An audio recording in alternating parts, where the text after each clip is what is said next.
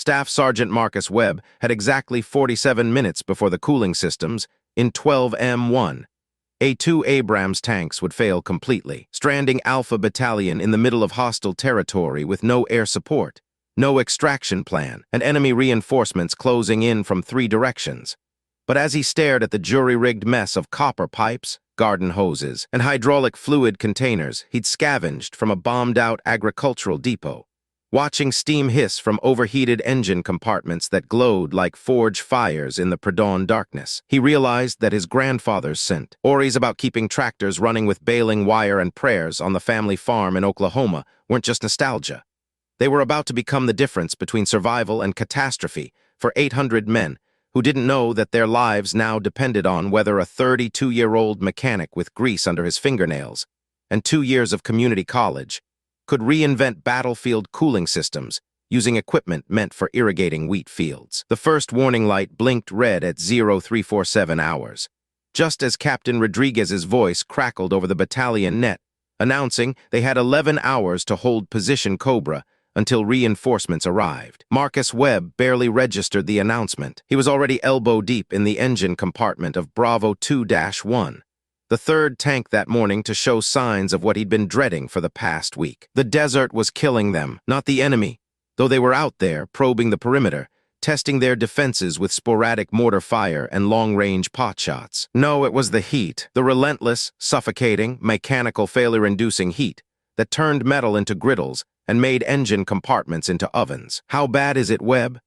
Lieutenant Morrison appeared beside the tank, his face smudged with dust that had turned to mud where sweat cut channels through it. Marcus pulled his head out of the compartment, squinting against the glare of the work light. "Cooling systems compromised. We've been running these birds too hard in this heat. The coolant lines are cracking, seals are failing, and the heat exchangers are fouling up with sand. This one's already at critical temperature.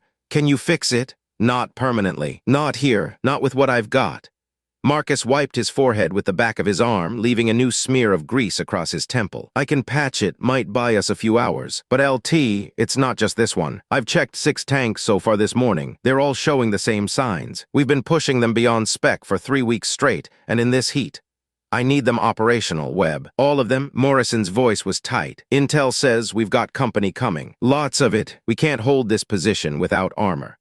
Marcus looked past the lieutenant at the defensive perimeter they'd established around what was left of a small town, really just a crossroads with a few buildings that had strategic value because of the high ground and clear sight lines. Beyond the hastily constructed berms and fighting positions, he could see the rest of Alpha Battalion's vehicles.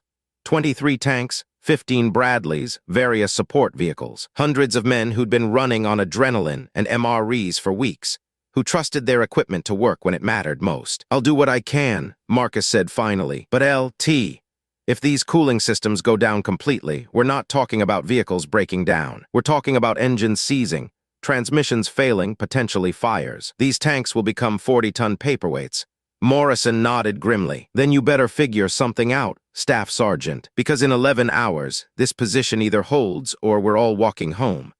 Marcus had never planned on being a mechanic. Growing up on his grandfather's farm outside of Tulsa, he'd wanted to be as far from engines and machinery as possible. While other kids thought tractors and combines were cool, Marcus saw them as temperamental, oil-leaking, constantly breaking headaches that his grandfather somehow kept running through sheer stubbornness and an encyclopedic knowledge of improvisation. "Never throw anything away," his grandfather used to say, leading Marcus through the barn filled with coffee cans of bolts, coils of wire, lengths of pipe, fan belts from tractors that had died 20 years ago. "You never know when you'll need a part, and the nearest dealer is 100 miles away and closed for the weekend." Young Marcus had rolled his eyes at the hoarding, at the duct tape fixes and the hydraulic lines repaired with garden hose clamps. He'd escaped to community college, studying computer science, planning a clean career with air conditioning and ergonomic chairs. Then his grandfather died, and his grandmother couldn't keep the farm, and Marcus had enlisted because college money had dried up and he needed somewhere to go. The recruiter had looked at his background, farm kid, some mechanical experience, decent test scores, and steered him toward vehicle maintenance. "You'll be keeping the most advanced fighting vehicles in the world operational," the recruiter had said. "High-tech stuff, nothing like farm equipment. That had been 6 years ago. What Marcus had learned since then was that no matter how high-tech the equipment, no matter how many computers and sensors and advanced materials went into it, it still broke, especially in places like this, where sand got into everything, where temperatures swung from freezing at night to oven-hot during the day, where you ran equipment past its limits because the mission demanded it. And when it broke in the middle of nowhere, with no supply lines and no replacement parts, you fixed it with whatever you had. Just like on the farm, by 0500 hours, Marcus had inventoried his supplies. The maintenance tent held the usual assortment of tools, some spare parts, fluids, sealants, but nothing that would solve the fundamental problem. The cooling systems were failing, because they were being asked to do more than they were designed for in conditions worse than the engineers had anticipated. He needed more coolant capacity, more heat dissipation, more circulation. He needed to essentially redesign the cooling system of a main battle tank using spare parts and prayer. His grandfather's voice echoed in his head. When you can't fix something the right way, you figure out what you're really trying to accomplish and find another way to get there. What was he trying to accomplish? Keep the engines cool enough to operate. That was it. The how didn't matter, only the result. Marcus grabbed his radio. Webb to all maintenance personnel. Rally at the motor pool. Now, Corporal Jamie Chen arrived first, followed quickly by Specialists Ortiz and Williams, and Private First Class Anderson. The sum total of Marcus's maintenance section that wasn't already spread across the perimeter trying to keep other vehicles running. Here's the situation, Marcus said without preamble. Our cooling systems are failing. All of them. We've got maybe 6, 7 hours before we start seeing catastrophic failures. We need to supplement the existing systems. Improvise additional cooling capacity. With what? Chen asked, looking around the sparse maintenance area. We've already used most of our spare coolant. Supply convoy isn't due for 3 days, and that's if the roads stay clear. That's why we're going to adapt. Marcus pulled out a map of the local area. Intel says this area was agricultural before the war. There was a depot about 2 clicks north. Farm equipment, irrigation supplies. Might be bombed out, but there could be usable material. Ortiz raised an eyebrow. You want to fix tanks with farm equipment? I want to cool tanks with anything that can move liquid and dissipate heat. Marcus pointed at the map. Irrigation systems use pumps, pipes, heat exchangers. Different scale, different application, but same basic principles. We need supplemental cooling capacity. We're going to scavenge it. Captain's not going to authorize a scavenging run, Williams pointed out. Not with enemy contact expected. Then we don't ask for authorization. We make it a reconnaissance patrol to check for threats in our northern approach vector. We just happen to bring back some supplies while we're there. Marcus looked at each of them in turn. I'm not ordering anyone. This is volunteer only. But if we don't do this, we're going to have dead tanks when the shooting starts. Your call, Chen grinned. I'm in. Been a while since we did something creative. The others nodded agreement. Anderson, the youngest, looked nervous but determined. My brother's in 3rd platoon. He's a tanker. If this keeps his vehicle running, I'm there. Good. Grab cutting tools, come-alongs, anything we can use to pull parts. Chen, you're driving. We've got 1 Humvee. That's not mission critical. We take it, load it up, and we're back before the brass realizes we're gone. They rolled out 20 minutes later as the sun was just starting to paint the horizon orange. The depot was exactly where the map said it would be, though depot was a generous term for what remained. 2 buildings had been reduced to rubble. A 3rd was partially collapsed, its roof caved in, but the storage yard was still largely intact. Rows of equipment in various states of disrepair, weathered by exposure but protected somewhat by the high concrete walls that surrounded the compound. Christmas morning, Chen muttered as they surveyed the yard. Marcus was already moving between the equipment, assessing, calculating. There, a large irrigation pump. Its electric motor long dead but the heat exchanger intact. There, coils of industrial-grade plastic tubing, designed to handle pressure and temperature variation. Agricultural quick connects for hydraulic lines. A massive oil cooler from some kind of harvester. Assorted valves and fittings. Start pulling anything that can move fluid or dissipate heat, Marcus ordered. We've got 40 minutes before we need to be back. They worked fast, using cutting torches and wrenches to free components from dead machinery. Anderson found a cache of copper piping in a partially collapsed shed. Ortiz discovered a stack of automotive-grade radiator cores, intended for equipment repairs. Williams located containers of food-grade glycol, different from military coolant, but close enough in properties that it might work. The Humvee sagged under the weight as they loaded their haul. Marcus grabbed one last item, a mechanical temperature gauge designed for monitoring grain dryer temperatures. It was analog, didn't need power, and would let them monitor their improvised cooling system. They made it back to the perimeter at 0642 hours. Captain Rodriguez was waiting for them. Care to explain where my maintenance section disappeared to, Staff Sergeant? Reconnaissance patrol, sir. Northern approach vector. No enemy contact. Happened to locate some potentially useful salvage. The captain looked at the Humvee piled with agricultural equipment, then back at Marcus. That looks like a lot of potential salvage for a reconnaissance patrol. Sir, our cooling systems are failing. We're going to start losing vehicles. I needed materials to implement a solution. And you couldn't clear this through proper channels? Sir, with respect, proper channels would have taken hours we don't have. By the time the request went up the chain and came back down, we'd have tanks overheating in the middle of combat. I made a tactical decision to acquire necessary supplies. Rodriguez was quiet for a long moment, studying Marcus. Finally, he nodded. You have 8 hours until contact. Make it work, Staff Sergeant, because if this jury-rigged solution of yours fails when we need it most, we're going to have a very different conversation about tactical decisions. Understood, sir. It'll work. For your sake and everyone else's, it better. Marcus spread his salvaged components across the maintenance area like a surgeon laying out instruments. Chen, Ortiz, Williams, and Anderson gathered around, along with PFC Kowalski and Sergeant First Class Martinez, who'd been pulled from their assignments to help. Here's the concept, Marcus said, sketching quickly on a notepad. The tank's cooling system is already maxed out. We can't fix that, but we can supplement it, add external cooling capacity that augments the existing system. He pointed to the irrigation pump's heat exchanger. This becomes our secondary cooler. We tap into the coolant line after it leaves the engine, but before it returns to the radiator. Route it through our external exchanger, cool it more, then send it back into the system. Where do we get the cooling for the external exchanger?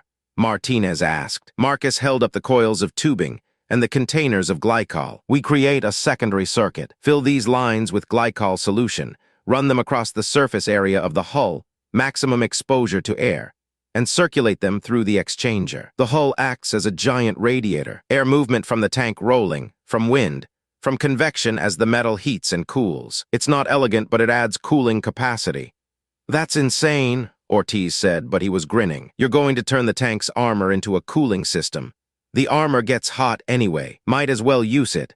Marcus started sorting components. Chen, Williams, you start fabricating mounting brackets. Use whatever scrap metal we have. The tubing needs to be secured to the hull, but not interfere with hatches or weapons. Ortiz, Anderson, help me reconfigure these exchangers. We need to adapt them to interface with tank cooling lines. Martinez, inventory every quick connect fitting we have. We need to be able to hook these systems up fast. They worked through the morning heat, fabricating, adapting, testing. The improvised cooling system took shape piece by piece. Marcus used copper pipe to create junction points that could be spliced into the coolant lines. He fashioned a bypass valve system using modified hydraulic valves, so the external cooler could be isolated if it failed. The agricultural quick connects were adapted with custom fittings machined from salvaged aluminum. By 1,100 hours, they had a prototype mounted on Bravo 2-1, the same tank Marcus had been working on at dawn. Copper pipes and plastic tubing snaked across the tank's hull in a pattern optimized for air exposure. The salvaged heat exchanger was mounted on the deck, secured with improvised brackets welded from scrap metal. The whole thing looked like something a mad scientist would build. Fire it up, Marcus told the tank commander, Sergeant First Class Harper. The engine roared to life. Marcus watched his jury-rigged temperature gauge, the one from the agricultural supply depot that he'd spliced into the system. The needle climbed as the engine warmed, but slower than before. When it reached operating temperature, it stabilized 20 degrees cooler than it had been running that morning. It's working, Chen said, disbelief and amazement mixing in his voice. It's working, Marcus confirmed. We've added enough cooling capacity to keep the engine in safe operating range even under load. Lieutenant Morrison appeared, drawn by the sound of the running engine. He looked at the maze of pipes and tubing covering the tank. What in God's name is that?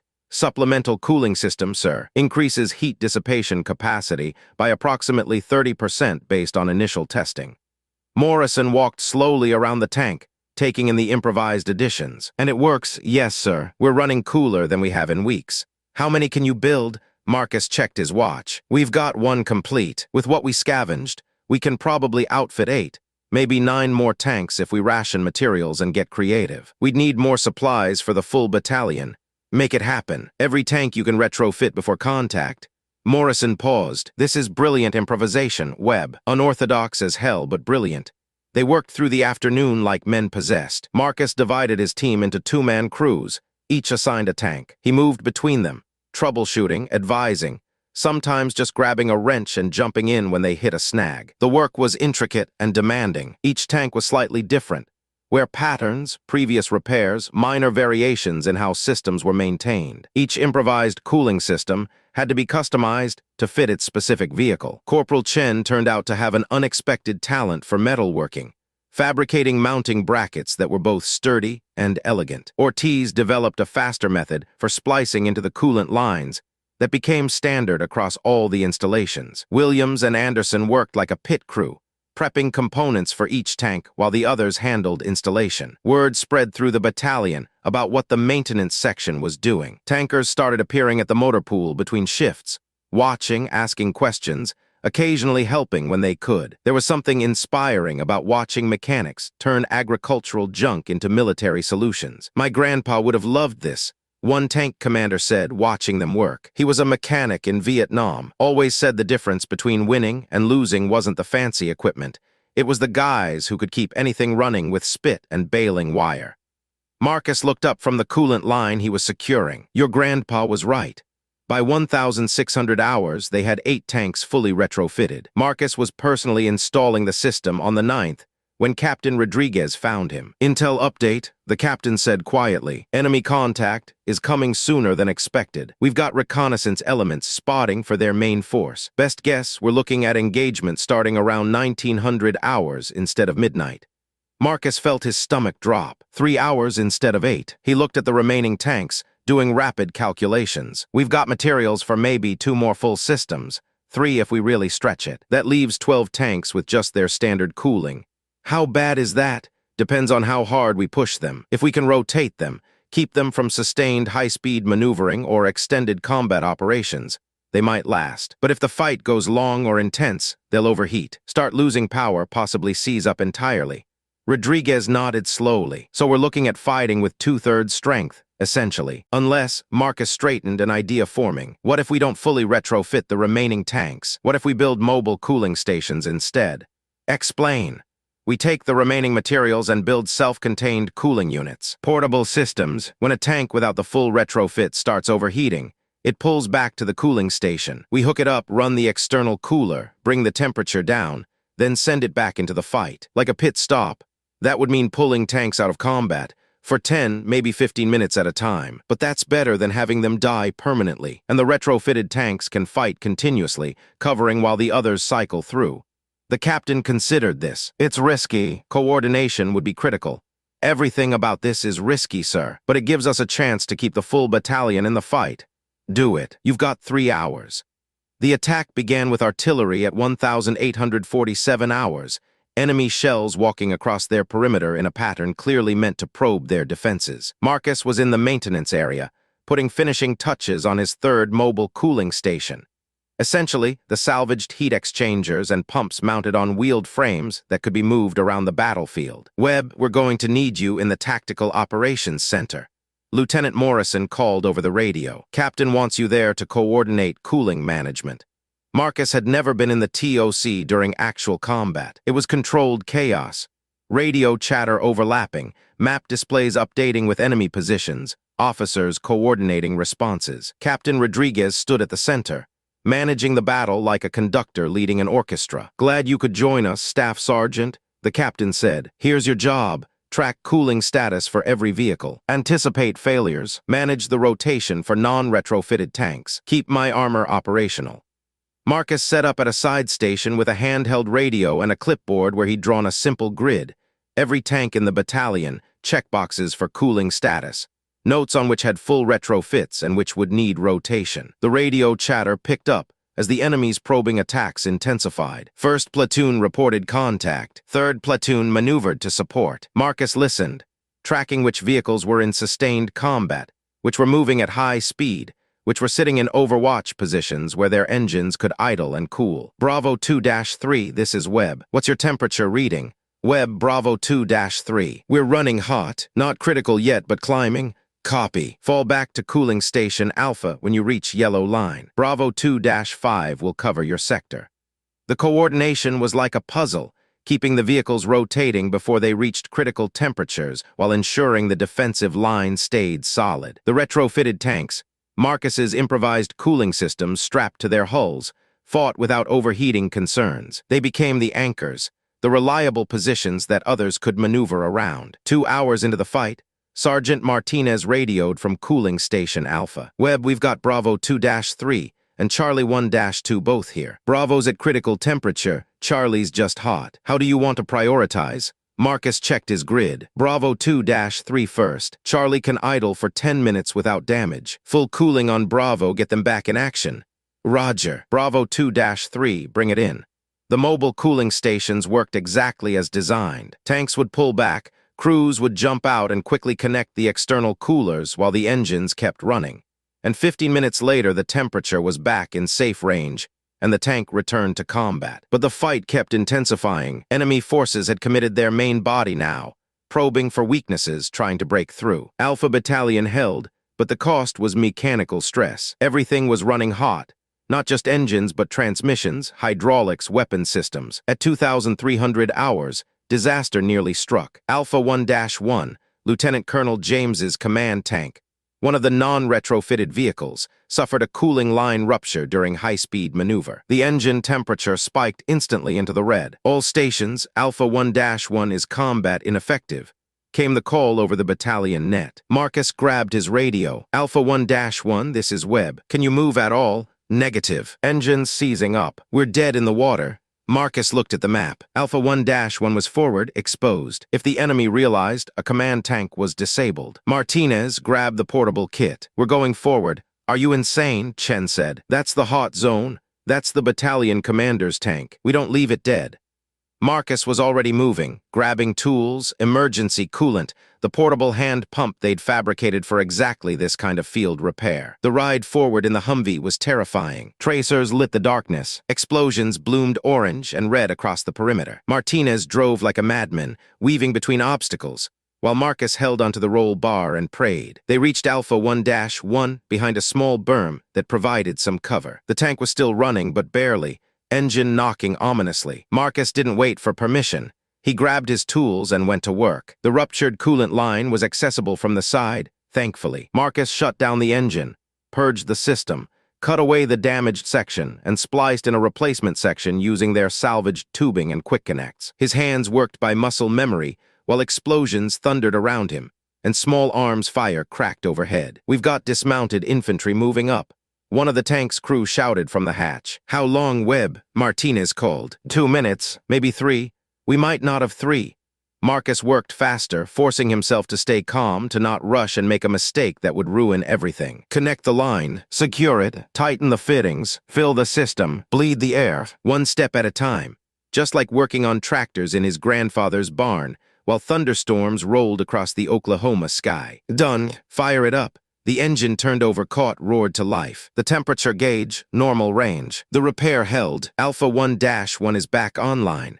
Lieutenant Colonel James called over the radio. The relief in his voice was palpable. Marcus and Martinez sprinted back to their Humvee as the tank's main gun fired, the concussion wave nearly knocking them off their feet. The battle continued through the night, but the momentum had shifted. Alpha Battalion's armor held every position, and the enemy's attacks grew more desperate and disorganized. Marcus coordinated his cooling rotation like a choreographer, keeping every tank operational, managing the stress on systems, anticipating failures before they became critical. At 0427 hours, as false dawn started to gray the eastern sky, the enemy fire slackened and then stopped. Long-range reconnaissance reported enemy forces withdrawing. They'd held. Against everything they'd held. Marcus slumped in his chair in the TOC, exhausted beyond anything he'd ever felt. Captain Rodriguez appeared beside him, offering a bottle of water. Hell of a night, Staff Sergeant. Yes, sir. Final count, 0 tanks lost to mechanical failure. 0 in 11 hours of sustained combat. The captain shook his head in amazement. Your improvised cooling systems worked perfectly. And that mobile station concept, brilliant. You saved this operation. Marcus took a long drink of water. Just did what needed doing, sir. It was more than that. Rodriguez pulled up a chair. You know why that agricultural depot was where it was? Why someone built it there? No, sir, because the land was farmable. Good soil, decent water. Somebody's grandfather probably homesteaded that ground, scratched out a living, figured out how to make things work with whatever they had. The captain smiled. Your solution tonight, that came from the same place. Not from a manual or a depot or a supply chain. From understanding what you really needed to accomplish and finding a way with what you had. Through the TOC's open flap, they could see the maintenance area, the tanks with their improvised cooling systems, tubing snaking across armored hulls, looking ridiculous and beautiful at the same time. Chen and the others were already out there, doing post-operation checks, making sure everything was secure. My grandfather used to say that any farm equipment could be fixed 3 times. Marcus said quietly. First time with proper parts, second time with improvised parts, third time with determination and baling wire. He looked at the captain. These tanks have been fixed so many times I've lost count, but they're still running. Because of you and your team, Rodriguez stood. Get some rest, Webb. You've earned it, though something tells me you're going to be busy when word of this spreads. Every maintenance section in theater is going to want to know how you did it. Marcus watched the sun rise over the desert, painting the salvaged battlefield cooling systems in golden light. Somewhere back in Oklahoma, on a farm that his family didn't own anymore, his grandfather's barn still stood, probably still full of coffee cans of spare parts and coils of wire and things that might be useful someday. His grandfather had been right all along. About everything. 3 days later, a supply convoy arrived with proper replacement parts and new coolant. By then, Alpha Battalion's improvised cooling systems had become legendary. Maintenance officers from other units came to see them, took pictures, wrote reports. Someone in the Pentagon probably added them to a lessons-learned database. But Marcus kept the systems in place, even as they installed new parts and overhauled the vehicles properly. The agricultural tubing and salvaged heat exchangers stayed mounted on the hull's functional backup systems, just in case, because that's what you did. You never threw anything away that might be useful. You never knew when you'd need it. Corporal Chen found him in the maintenance tent one afternoon, working on updating their improvised design based on what they'd learned during the battle. You know they're calling it the Webb cooling system in some reports, Chen said. Marcus snorted. That's ridiculous, is it? You basically redesigned battlefield cooling systems using farm equipment. That's going to be taught at maintenance schools. It's just practical problem solving. That's what all the great innovations are. Chen sat down across from him. You know what I think. I think your grandfather would be proud. You took what he taught you and applied it where it mattered. Marcus thought about that, about lessons learned in a barn in Oklahoma, about tractors kept running with improvised parts and determination, about a battalion that fought for 11 hours straight because a mechanic refused to accept that broken meant done. Yeah, he said finally. Yeah, I think he would be. Outside, the sun beat down on the desert and the tanks stood ready, their improvised cooling systems gleaming in the heat. Somewhere in the distance, another unit was probably facing their own impossible problem, their own moment when the manual solution wasn't enough, and they'd have to figure something else out. Marcus hoped they had someone who understood that the best solutions sometimes came not from engineering manuals, but from knowing what you were really trying to accomplish, having the courage to improvise, and remembering that anything could be fixed if you were determined enough and creative enough. Just like fixing tractors on a farm in Oklahoma. Just like keeping a battalion fighting when everything said it was impossible. Just like proving that sometimes the difference between success and failure was one mechanic who refused to give up, and who understood that problems weren't solved by having the right parts. They were solved by having the right mindset and the willingness to make something work with whatever you had. The Desert War would continue. There would be other battles, other challenges, other moments when equipment failed and supplies ran out and the situation looked impossible. But Alpha Battalion's mechanics knew something now that they hadn't known before. That impossible was just a word, that ingenuity mattered more than inventory, and that the best solutions sometimes looked ridiculous right up until they saved everyone's life. And that was a lesson worth more than any supply depot or parts manual in the world. 6 months later, field modification kits based on Marcus Webb's improvised cooling system were being distributed throughout the theater. The official military version was sleeker, properly engineered, using purpose-built components. But the principle was the same. supplemental external cooling using the vehicle's own surface area and ambient air movement. Marcus received a Bronze Star for his actions that night, though he insisted it should have gone to his whole team. Chen got an Army Commendation Medal. The others got certificates of achievement. More importantly, they got the satisfaction of knowing that their solution, born from desperation and agricultural salvage, had fundamentally changed how the military thought about vehicle cooling in extreme environments. But Marcus kept the original components from that first improvised system: the copper pipes, the agricultural quick connects, the jury-rigged temperature gauge. He packed them in a box along with photos from that night, and a letter he wrote explaining what they'd done and why it mattered. When his deployment ended, he sent that box to a small farming museum in Oklahoma, with a note asking them to display it alongside the old farm equipment, and explaining that the ingenuity that kept American farms running through hard times had also kept American soldiers safe on a battlefield halfway around the world. Because some lessons were timeless, some skills were universal, and sometimes the best way to honor the past was to use its wisdom to solve the future's problems. Just like his grandfather had always said, you never throw anything away that might be useful someday. You just never know when creativity, determination, and a few pieces of salvaged equipment might be the difference between disaster and victory. And in the end, that's what being a mechanic was really about.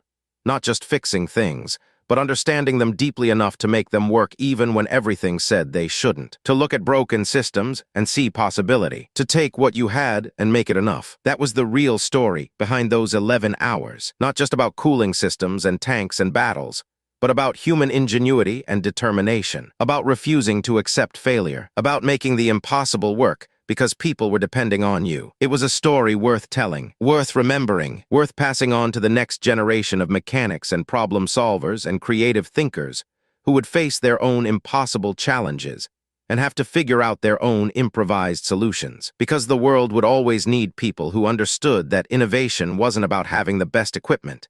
It was about making the best use of whatever equipment you had. And that was a lesson that would never go out of style.